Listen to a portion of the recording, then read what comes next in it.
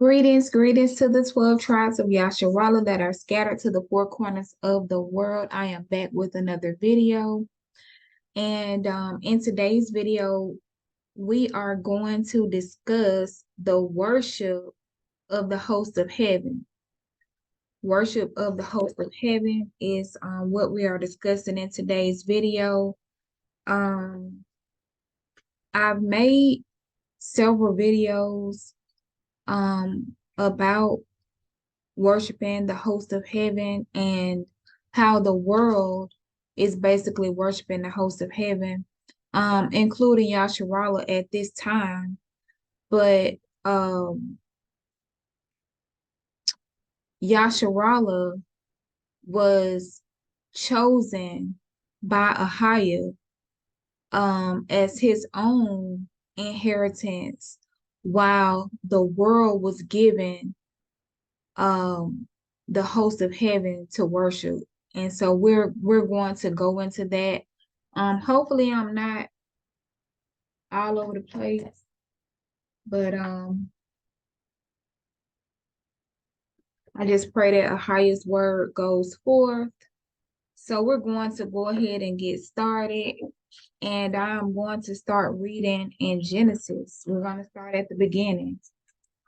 So I'm going to read Genesis chapter 1, verse 16. And it reads, excuse me, y'all. Okay, and it reads, and Ahiah made two great lights, the greater light to rule the day, and the lesser light to rule the night. He made the stars also. So this is telling us that Ahiah, the creator of heaven and earth, created two great lights, a greater light to rule the day, which we know as the sun, and a lesser light to rule the night, which we know as the moon. And he made the stars also. So the planets, he made the planets. So I'm going to go to Deuteronomy 4 and 19.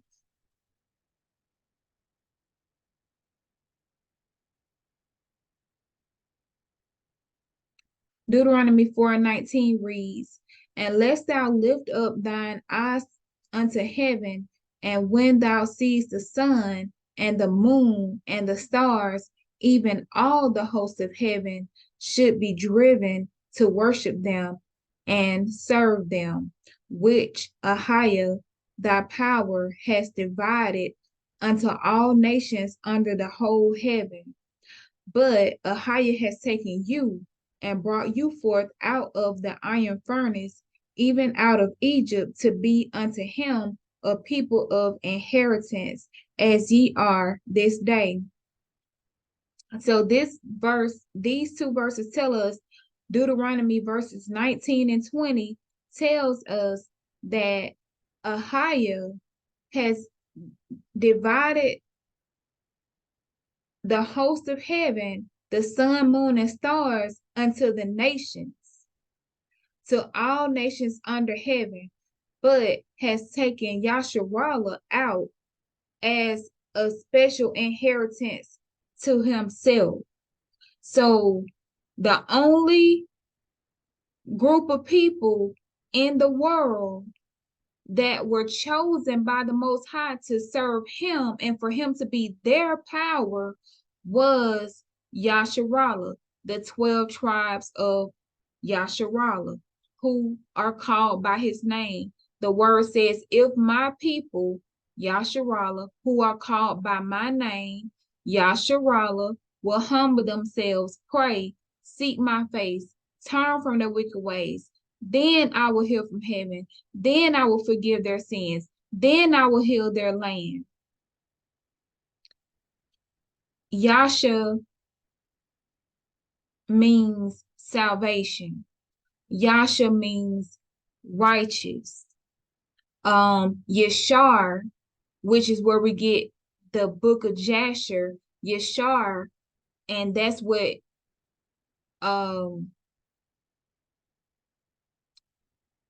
Jacob's name was turned to Yashar, which means upright. So we are the children of the upright. We are the children of righteousness. We are the children of salvation. Right now, the children of righteousness have become every image of unrighteousness. Excuse me. Going to go to Deuteronomy 17 and 3. Deuteronomy 17 and 3 reads, I'm going to start at the second verse. If there be found among you any of thy gates which a higher thy power has given, man or woman, that has wrought wickedness in the sight of a higher thy power in transgressing his covenant, and has gone and served other gods, small g, and worshiped them, either the sun, moon, or any of the hosts of heaven, which I have not commanded. And behold, and it be told to thee that thou heard of it, and inquired diligently, and behold, it be true, and the certain thing that such abomination is wrought in Yasharallah. Okay, so verse 3 says, and has gone and served other gods and worshiped them, either the sun, the moon, or any of the hosts of heaven. Who are these hosts of heaven, which I have commanded not? I've commanded you not to serve them. So now I'm going to jump to Psalms 136. I'm going to read verses 7 through 9. Psalms 136, verse 7 reads, to him that made great lights, for his mercy endures forever. The sun to rule by day, for his mercy endures forever. The moon and stars to rule by night, for his mercy endures forever. So once again, this is just precept upon precept, showing us or verifying that the Most High power or higher created the sun, moon, and stars. They are created beings, they are created luminaries, but they're not just what we were taught, that they are just what we learned in school about the planets and the sun and moon and so on. That has been just even learning about them is and the way that they taught us to learn about them is, they have us transgressing against the Most High by its forms of worship. I'm going to go to Revelations 12. And I think I'm going to read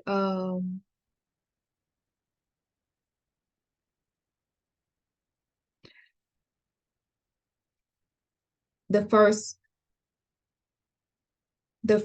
4 verses, and then I am going to jump down to the 7th verse, I think 7 through 9.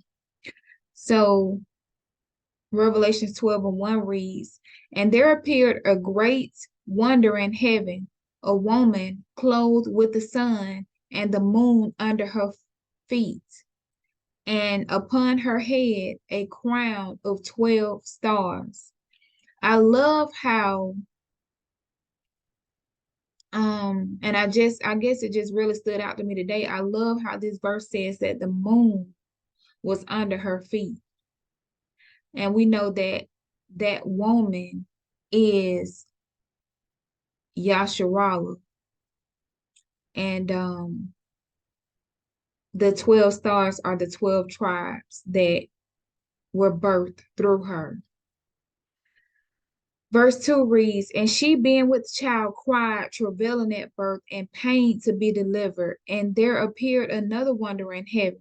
And behold, a great red dragon, having 7 heads and 10 horns, and 7 crowns upon his heads. And his tail drew the third part of the stars of heaven, and did cast them into the earth. And the dragon stood before the woman, which was ready to be delivered, for to devour her child as soon as it was born. And we know that Yasharallah birthed the Christ, and we know that Herod wanted to murder the Herod, who was a descendant of the red dragon, wanted to murder the child at birth, and told the wise men to come back and give word to his location so that he may worship him also. And when the wise men were warned not to and went another route, he in turn ordered for all Hebrew boys 2 and under to be slaughtered. So that is the story that is given here about the birth of our Messiah. So now I'm going to jump down to verse 7, and it reads, and there was a war in heaven. Michael and his angels fought against the dragon, and the dragon fought and his angels, and prevailed not. Who prevailed not? The dragon and his angels. Neither was there any place found any more in heaven. And the dragon, the great dragon, was cast out, that old serpent called the Devil and Satan, which deceived the whole world. He was cast out into the earth, and his angels were cast out with him. So remember, in the previous verse, in verse 7, it says that he and his angels fought with Michael and his angels. And now we're going to jump back up to verse 4 when it says, his tail, the tail of the dragon, drew the third part of the stars of heaven. So we know that we know that the enemy, along with the stars of heaven, or his angels, were cast out into the earth. And then this tells us that his tails drew 1/3 part of the stars of heaven. This is confirming that the fallen angels are the stars of heaven. So those stars that we're able to gaze upon are just, they're actual entities. They're not just up there or whatnot. They're actual entities. 1/3 part of the stars were cast out of heaven into the earth. And so what we would know as fallen stars or meteors, it's a little bigger than what we thought, but these are the deities that we, Yasharallah, was forbidden to worship. So now I'm going to Amos 5, and I'm going to read verses 24 through 26.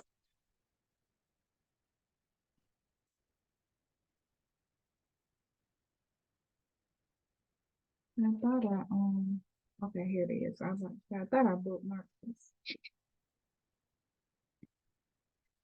Okay. Amos 5, verse 24 reads, But let judgment run down its waters, and righteousness as a mighty stream. Have ye offered unto me sacrifices and offerings in the wilderness 40 years, O house of Yasharallah? But ye have borne the tabernacles of Moloch and Chiun, your images, the star of your God, little g, which ye made to yourselves.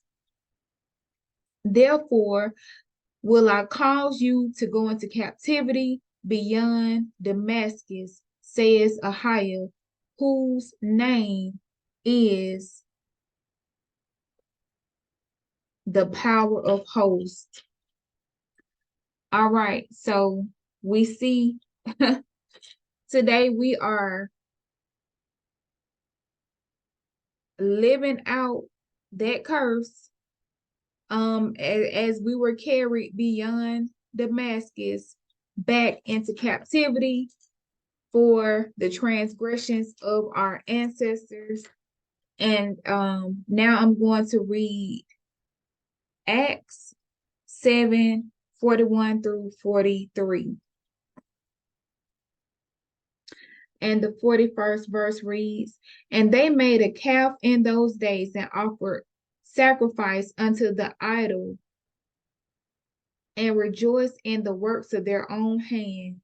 Then Ahiah turned and gave them up to worship the host of heaven, as it is written in the book of the prophets, O ye house of Yasharallah, have ye offered to me slain beasts and sacrifices by the space of 40 years in the wilderness? Yea, ye took up the tabernacle of Moloch and the star of your God, little g, Remphan, figures which ye made to worship them, and I will carry you away beyond Damascus.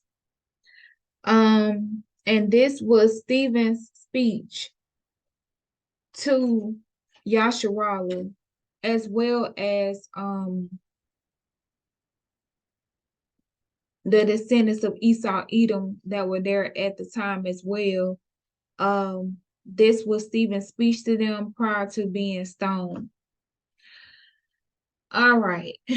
So now I am going to share my screen.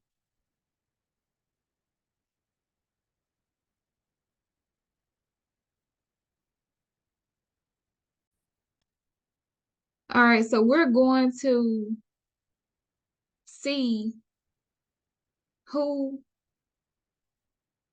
this is. I have, like I said earlier, I've made several videos already about these deities, but we're going to just read about, remember the video that I made about ISRA and EL, and how we need to stop saying that we are the children of that Trinity, that unholy Trinity, because it goes back to the worship of the heavenly host, and it goes back to the, just to worshiping idols under different names. So ISIS, this is called Isopolis, which it says a votive work in honor of the goddess Isis. This site is dedicated to her, and there, we see that they have books, books about her in various articles. But I just wanted to read here. It says most pagans think that Isis is a moon goddess, and it's true. In later periods of her worship, she was indeed associated with the moon. And in fact, that's how she entered the Western esoteric tradition. The Isis moon connection first started when Egypt came under Greek rule in the 3rd century BCE, following the conquest by Alexander the Great. To the Greeks, goddesses were the lunar deities. So as Isis made her way into Greek culture and hearts, her new devotees naturally associated her with the moon.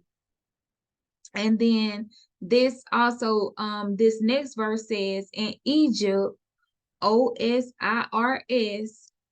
KhonsthotH, and Iah were the deities most associated with the moon. And I have given you all these very same names. This IAH is also known as YAH and JAH, that a lot of people that have left the Christian church and supposedly coming to the knowledge of the truth are calling on, which is still a moon deity. This Osiris is known as Dumzid, as well as Tammuz, and the Father. So like these are the same deities, just being worshipped under different names. And then I'll just link this if you want to read the rest of it, because they go and also into her connection with the sun God as well. See, Isis is also associated with the sun God and the sun in several of her important myths. So like I said, I'll link this if you would like to do more reading on it. But also I've already showed you all where IAH, it is transcribed as YAH and JAH, and it simply means moon. This is who you're calling on. Even if you are, if you're calling on that tetra, that's you're still caught up in the same thing that sent us into captivity.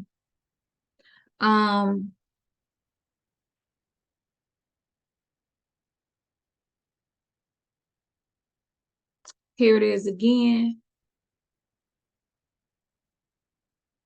JAH means moon, transcribed as YAH, JAH, or AAH, or even IAH. So, okay, so now I'm going to read from the Apocrypha. I'm going to read from the Apocrypha about the MOON. So this is the book of Enoch, chapter 73. I'm going to just jump down between chapter 73 and chapter 74. But chapter 73 reads, and after this law, I saw another law dealing with the smaller luminary, which is named Moon, and her circumference is like the circumference of heaven, and her chariot in which she rides is driven by the wind, and light is given to her in definite measure, and her rising and setting changes every month. And her days are like the days of the sun, and when her light is uniform, it amounts to the 7 parts of the light of the sun, and thus she rises. And so this just talks about, it's referring to the moon as a female, and just discussing the way that she moves. But I wanted to go down.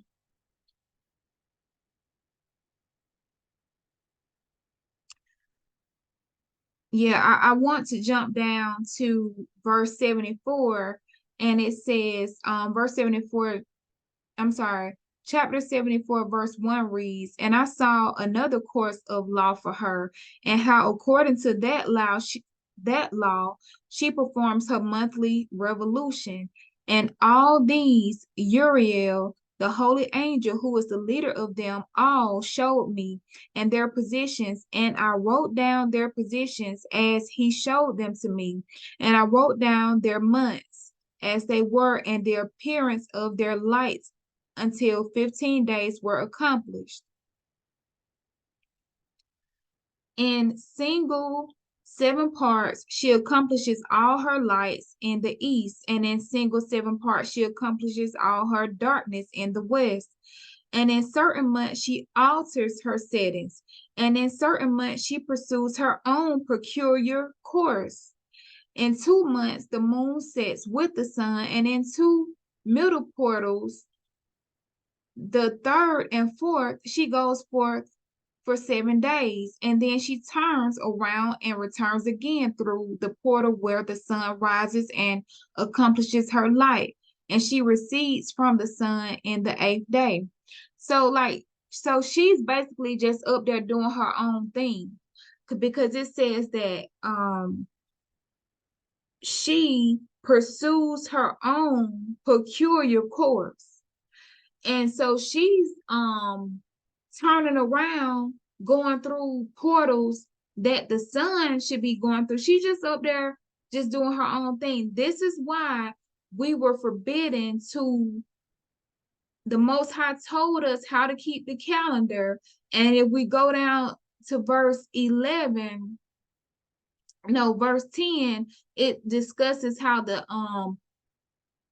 the sun goes forth, and I saw their position, and how the moon rose and the sun set in those days, and 5 years were added together. The sun had an overplus of 30 days, and all the days accrued to it for one of those 5 years. When they were full, the amount of days were 364 days, and overplus of the sun and of the stars amount to 6 days.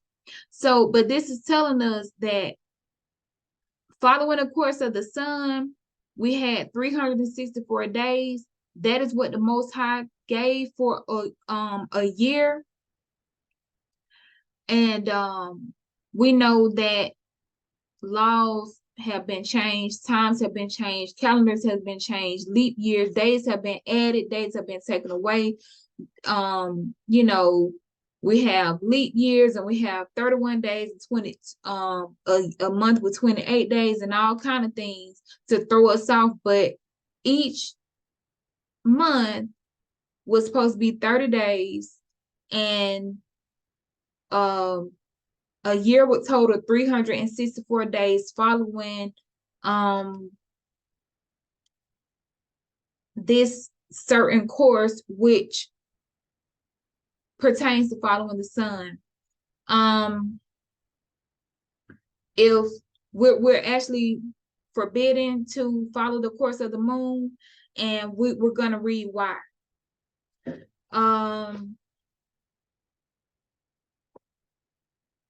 So this says,